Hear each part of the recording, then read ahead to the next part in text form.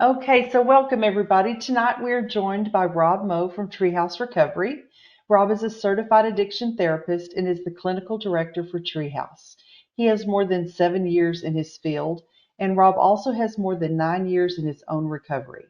Thank you for joining us, Rob, and we're so excited to have you, and we look forward to learning more about you and about post-acute withdrawal syndrome, which is referred to with the acronym PAWS. So let's get started if you're ready, Rob, and you can take it away. So, as I was saying, we're off to a great start. Terry and Sue, thank you for having me. Moms, thank you for having me. As you said, I'm the clinical director over at Treehouse Recovery. I also have substance use disorder, and my disease has been in remission for almost 10 years now. So, when I was originally asked to do this by my colleague and dear friend Vecchi, my immediate response was, "Oh, I do not want to do that." But I decided I probably should because I might be able to help some moms out there, provide some information. And Here we are today. And I'm nervous, but I'm very excited. And I'm nervous because this is not my normal audience. I'm used to treating men. I'm used to treating husbands and sons and brothers. So again, this is a brand new audience. So because I was nervous, I made some notes. So you might see me look down periodically. So I'm here to talk about pause and also provide some information on my own recovery story. And because of that, I will get into some personal information about me. And I ask that the information I provide stay between us, just in case at some point I might be working with one of your loved ones. And if that's the case, the less they know about my personal life, the better. And because boundaries are a two-way street, anything that you guys up in here, if should I ever work with one of your loved ones, it'll stay between us, and that will preserve our relationship. So to go into pause, post-acute withdrawal syndrome. So this is a period of time that occurs after the acute withdrawal. So after somebody gets out of detox, after they go through the sickness, the shakes, the sweats, all of that stuff, there's a period of time where they're going to go through a stabilization. And what that is it's the brain healing. And it can last anywhere from 18 months to 2 years. Now, as I say that, it doesn't mean that for 18 months to 2 years, somebody's going to be feeling the full intense effects of pause, because there's going to be spikes, there's going to be cycles, and ideally, what will happen is it might be very intense in the beginning, and we just want to see it taper, go down, and then it might spike up a little bit and keep going down. So, what causes pause? So, as I said, it's the brain healing. Excuse me. So, drugs affect the brain, and this is something that we're all very aware of. And I know I sound like an after-school special, but drugs greatly affect the brain. And there's also going to be effects once the drugs are removed. So, dopamine is a very important neurotransmitter that all of us have, and it keeps us alive. It's used as a learning neurotransmitter, and it provides us the ability to continue in a behavior that's associated with our survival. So, I just took a drink of water. I was just rewarded with dopamine. Before this meeting, I went into another office. They had a pizza. I had a slice. I was rewarded with some dopamine. And this is how a healthy operating brain works. And every time I participate in a behavior that is going to be associated with my survival, like water or consuming calories, my brain goes, "Good job, Rob. Here's a reward." And at some point, what happens is that brain is going to receive a surplus of dopamine if drugs are ingested. And this is far more dopamine than the brain was meant to tolerate. So it might happen once, might happen twice. And if somebody has the disease and they enter a state of active addiction, it's going to be over and over and over again. And the brain is going to change to tolerate all this dopamine. So what that means is if I take a sip of water, if I go and I have a slice of pizza, I'm not going to receive the same amount of dopamine that a normal brain would. So what happens is the brain physically is now dependent on the outside substance to provide this huge rush of dopamine. So the person who's in active addiction is going to continue to participate in the behavior over and over and over again, and more dopamine keeps getting flooded into the system. And to achieve a level of homeostasis, the brain just kind of goes, I'm done, no more.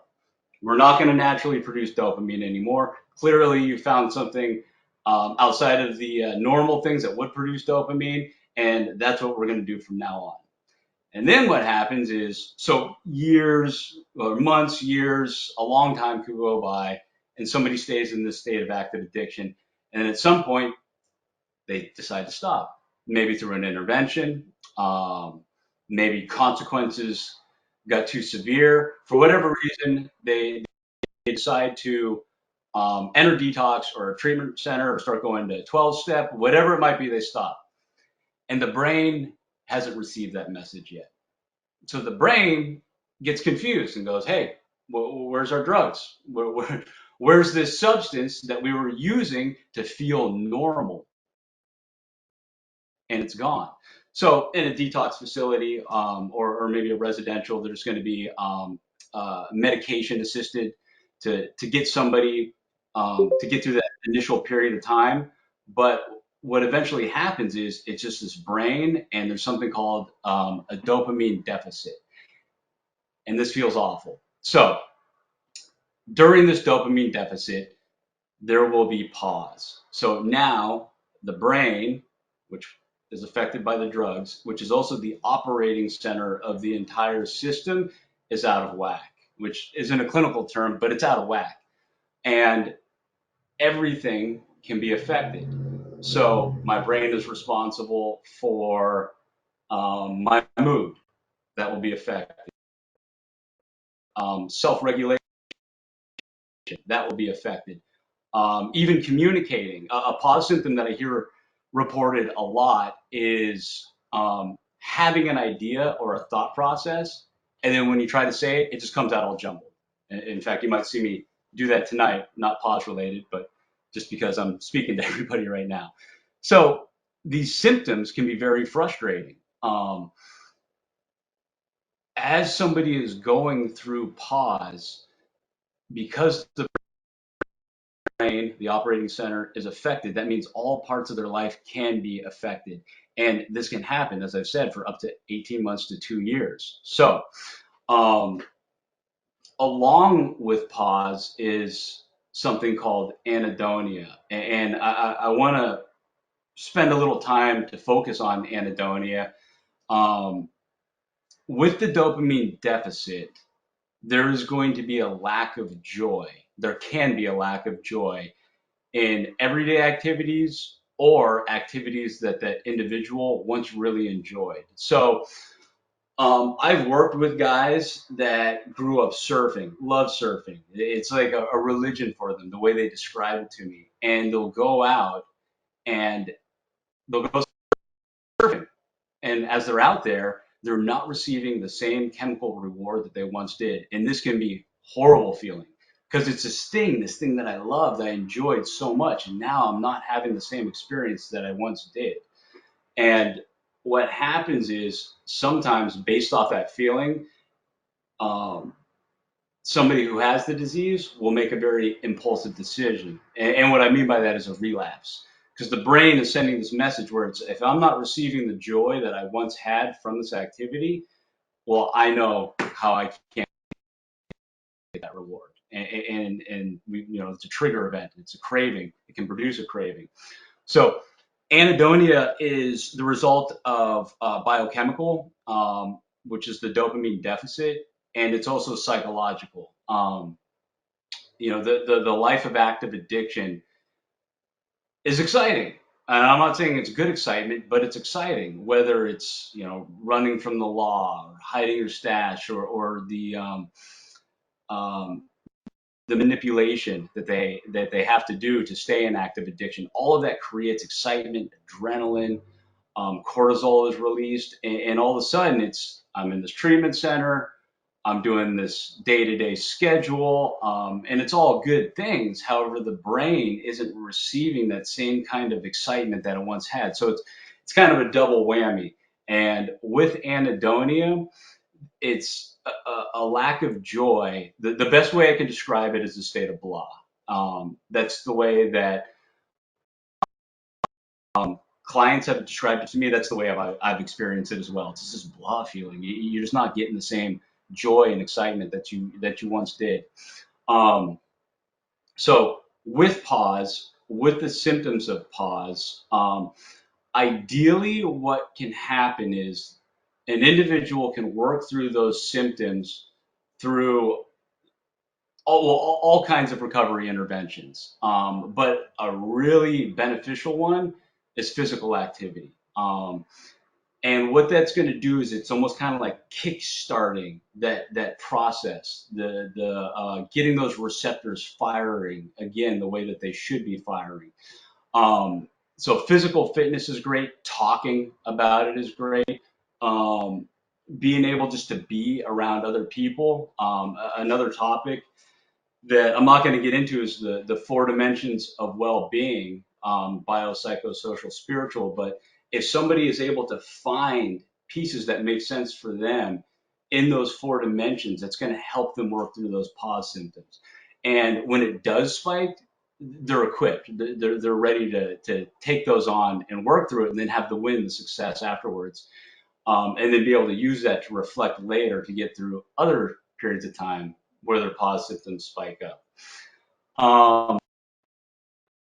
So, because we have moms on this, I wanted to talk about how moms or loved ones can help somebody get through pause symptoms. So, like I said, physical fitness. If you have a son who's graduated a treatment program, they come home and they're reporting symptoms, and you'll think to yourself, oh, they're going through pause. You could take them on a walk. You could allow them to vent, talk about it. All of those are great ways to support somebody. It's also completely appropriate to say, I don't know. They might report a symptom, and you might not know how to help them through that, but you can also refer them to reach out to somebody in their support team, maybe a sponsor, a counselor, anybody. That's completely fine to be able to guide them to use their resources. Um, so also be aware that a symptom of pause is going to be depression, and that could also be connected to the anhedonia. So if you have, again, a loved one who returns home from a treatment center, and they had a great time in treatment, and they're excited to come home, and they're excited to reintroduce the family, the relationships, and a depression hits, that's also normal. And that could be connected to pause and anhedonia.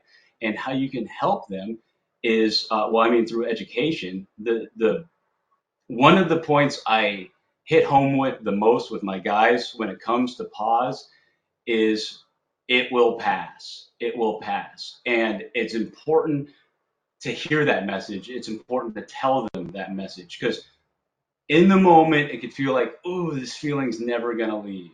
And is this what my life feels like in recovery? And when we start to have those thoughts, again, the brain's going to get triggered and go back to what it knows is going to provide that immediate relief. But if I'm able to hear and then have my own dialogue with it will pass, it gives us a lot of hope. Cravings will happen, and it's part of recovery, but they can be worked through. And as they're worked through, the craving goes away. And then what a relief afterwards. So just by being there, being a sounding board, also being honest, hey, I don't know, maybe you should talk to your sponsor about that. I'll give you the privacy to be able to go and do that and vent, say whatever you need to say. And then, you can return back and have a debriefing. How are you feeling after that? Is there anything I can do to help you out? Um, so that's kind of PAWS with hints of anhedonia in a nutshell. Sue, Terry, should I keep going? Are there questions? Direct me. We're going to get it, Rob. Okay, so I'm sure we have questions. I know I do, and I know we already have one up there. Um, Let me see what we have in chat here. Okay, question number one: can the amount of time one uses affect the length of pause? Absolutely. Yes, it can. If we were to look at it logically, the longer somebody's using, the longer somebody's going to be in pause. But it's not just limited to that. There's so many factors at play. So a factor could be what they're using. There's going to be sometimes there's specific pause symptoms based on the substance or the chemical that somebody's ingesting, how they're using it. Also, a big one right now is it pure? What else is mixed up in there? Because when people come in, they're not using the same drug from the same source at the same time every day. And even if they were, there's still other factors, and that's the person's own chemistry. Everyone's chemistry is going to be different, and the way they respond to the outside chemical is going to be different. But for the most part, I think it's fair to say that if somebody's been using longer, they're going to have longer pause symptoms. Absolutely. Okay, and then Sue says you mentioned physical fitness helping, and she's sorry if you covered it, missed it. But are there any vitamins or supplements that can help the brain recover from pause faster? And does diet play a role as well? Um, to answer the first part, I want to be careful because I don't want to start naming supplements that may or may not cause harm to somebody. So I've heard different things as far as different supplements, but I'm probably going to creep away from that question a little bit.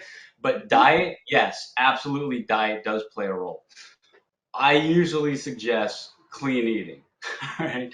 And that's just for overall health in general. But yes, physically, clean eating is going to help the individual operate better, but also psychologically, it's going to help too. If I'm putting healthy foods into my system, what's the message that I'm creating for myself? I love myself, I care about myself, therefore, I'm not putting a bunch of garbage into my system, which is kind of contradicting the fact that I just said I ate pizza before coming into this.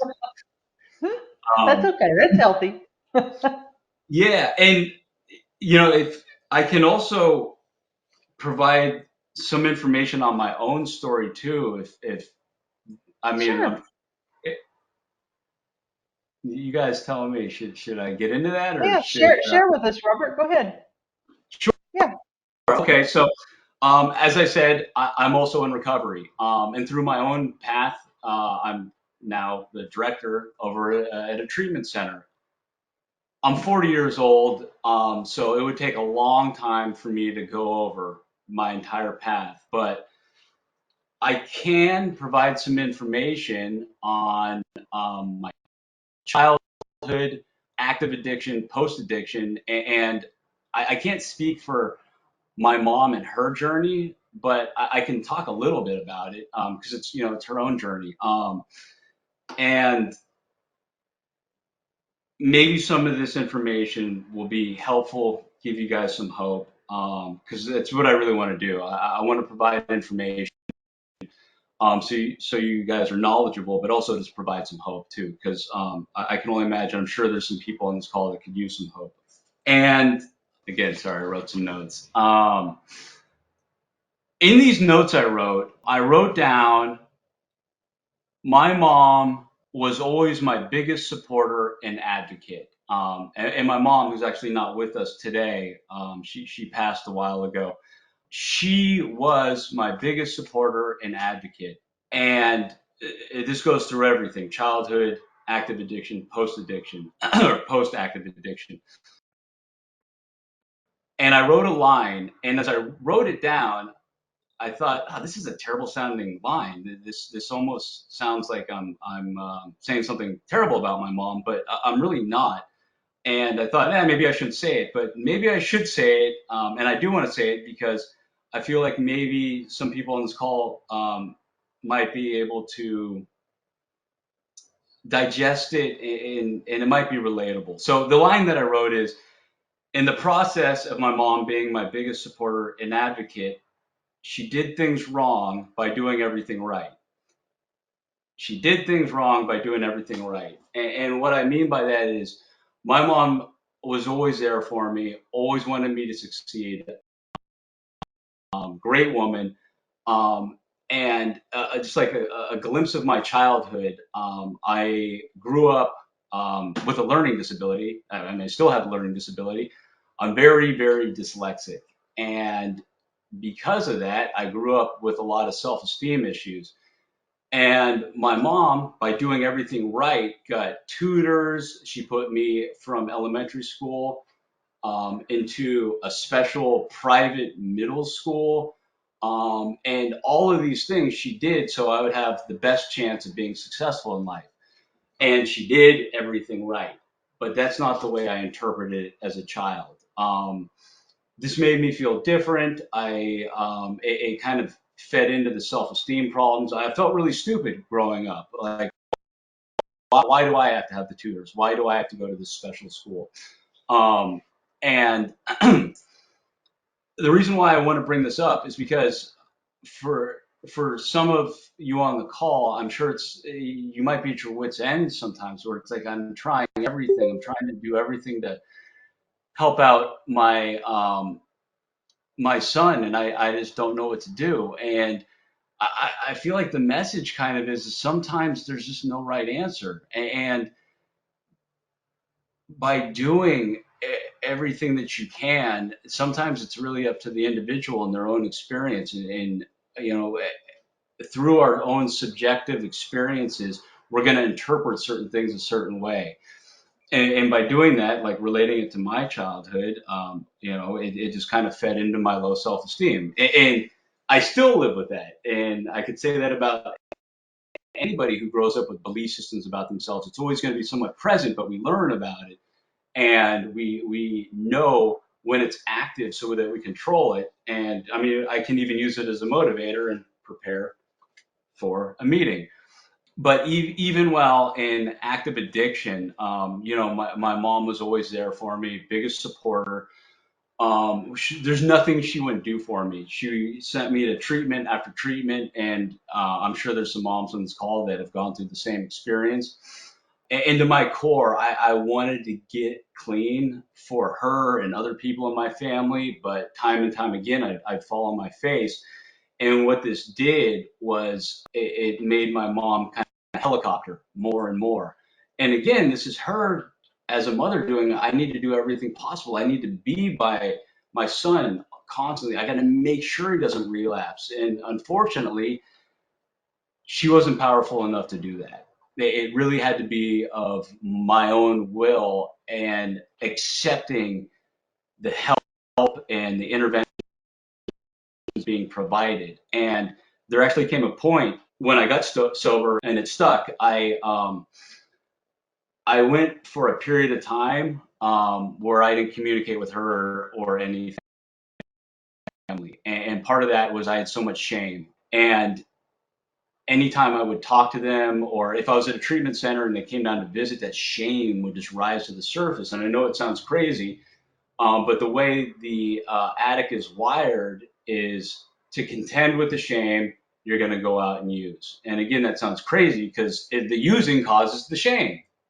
However, that's the way the addict brain is wired during that period of time. So by me being able to remove myself, to really focus on myself, allowed me to work through the shame with counselors, with a peer group, and then eventually reintroducing those relationships. And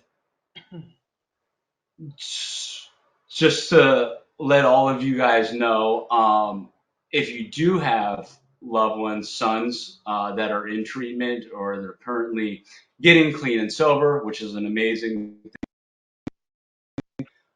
be prepared for they might set boundaries. Like in the beginning of all this, I set a boundary. And at first it might seem weird, like, oh, what's he up to? Is he trying to manipulate? If it's a true, honest boundary, that might be your loved one trying to work through their shame, their guilt, just be able to focus on themselves. And I promise you, there will be an end game at some point where they're like, I'm ready to reintroduce these relationships. I'm ready to have maybe some really uncomfortable conversations about the past, but especially and related to pause during early recovery and pause, sometimes the individual might just need some space to be able to really focus on themselves and to not be influenced by anything external and just focus on the support of their recovery group. So I kind of spewed out a lot of information right now. No, Um, that was great, Rob. I mean, I tell you what, your quote, she did things wrong by doing everything right. I can see this in our group over and over again because that applies to so many things, and the way that's stated is phenomenal because we think we're doing everything right, but we really don't know. We're just trying things. And we have a couple of questions or three questions, but I wanted to hit something too that I wrote down.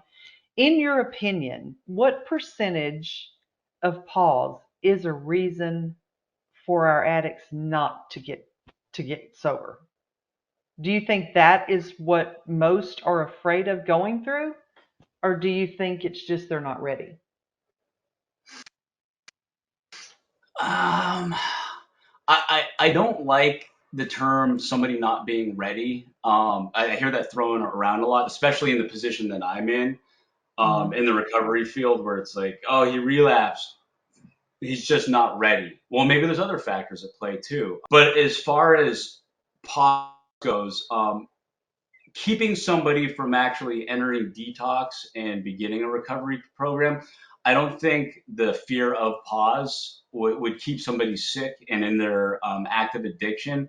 However, I would say once somebody is in recovery, pause symptoms can be a huge contributor to a relapse. Does that kind of answer the question? Right, right. It does. Okay. So let's see. Teresa says, does every recovering addict go through pause no matter what their drug of choice was? Yes. Okay. Doesn't matter what the substance was, they all go through it, right? Yes. Just so again, the brain, which operates everything, the reason why somebody's experiencing the biochemical euphoria and the psychological escapism is Hmm. because it's affecting the brain. And so um, think about like somebody who has a hangover, somebody who doesn't even have the disease of addiction. That's a brain that's hurting the next day, Hmm. just Hmm. from a night out on the town. So even marijuana. Yes. Okay, Yeah, that's what I thought too. absolutely. Yeah. Yeah. Okay, so Kim says, wondering if you think many family members are not even aware of what pause actually is. I would say a lot probably have heard pause, but aren't truly aware of what it is. I think that they probably know that this is something that's going to happen once they get out of detox. It's not quite like withdrawal, but maybe a little bit. But as far as the science behind it, I don't think a lot of people know why that exists. And I would think that if they're mixing things too, I mean, like if someone's smoking marijuana and shooting heroin and taking Xanax, I mean, does it just exacerbate it and make it harder to get out of, more confusing for them, or how does that affect if they're using more than one? So again, yeah, that could also contribute to specific symptoms based off of the whole concoction or cocktail of whatever they're taking. Hmm. It's like I was saying before. There's so many different factors which will, and again, the main factor, somebody's own chemistry, which will lead to how intense the symptoms are, how long the symptoms are going to be. Somebody might experience more symptoms when it comes to like anxiety, and somebody else might have really terrible balance. Okay. And is it possible for it to last way longer than 2 years? Would pause last longer than 2 years? So, um, what we know at this point about the brain and science, at 2 years, the brain should be ideally healed to where it's going to be healed. So, And I actually tell this to my guys. I'll say, if you're 2 months sober, like I said, balance. If you're 2 months sober and you start to notice you have really bad balance, it could be pause. That could be pause. If at 2 years you still have terrible balance, you might just be kind of a clumsy guy. Right. Okay. And Sue, I have another question. Does pause just affect those who are addicts or anyone who is detoxing from a prescribed medication too? It can also affect other people. Um, it's like, so withdrawal. Withdrawal can affect people who don't have substance use disorder. There might be somebody, there's a hospital a couple miles down. There could be somebody there who got hit by a car, woke up with a morphine drip, and they're going to be on opioids for a month. Once those opioids stop, they might experience withdrawal. And the same thing can apply to somebody else. If they're really abusing drugs and alcohol for a period of time, they could experience some withdrawal symptoms and some pause after that. Right. Okay, and how does MAT affect pause? Will someone on subs or methadone experience pause at all or in the same way? I'll be careful in answering this question. So, um, Matt can actually address the symptoms of pause and maybe lessen those symptoms, maybe not make them as severe. But if someone were to get off the medications, then they might experience brand new symptoms of pause. Okay, that makes sense. Okay, well, Rob, I think we've hit all of our questions. And we just want to thank you so much. I mean, you always bring us such great information and we all benefit from it. And we truly, truly appreciate you giving us your time and sharing your expertise and your story. And we just want to say thank you for that and for coming to meet with us. And we really do appreciate that. It's been great. Thank you so much for having me. I hope all the information I It's great. provided makes sense. And We appreciate you, Rob, so much.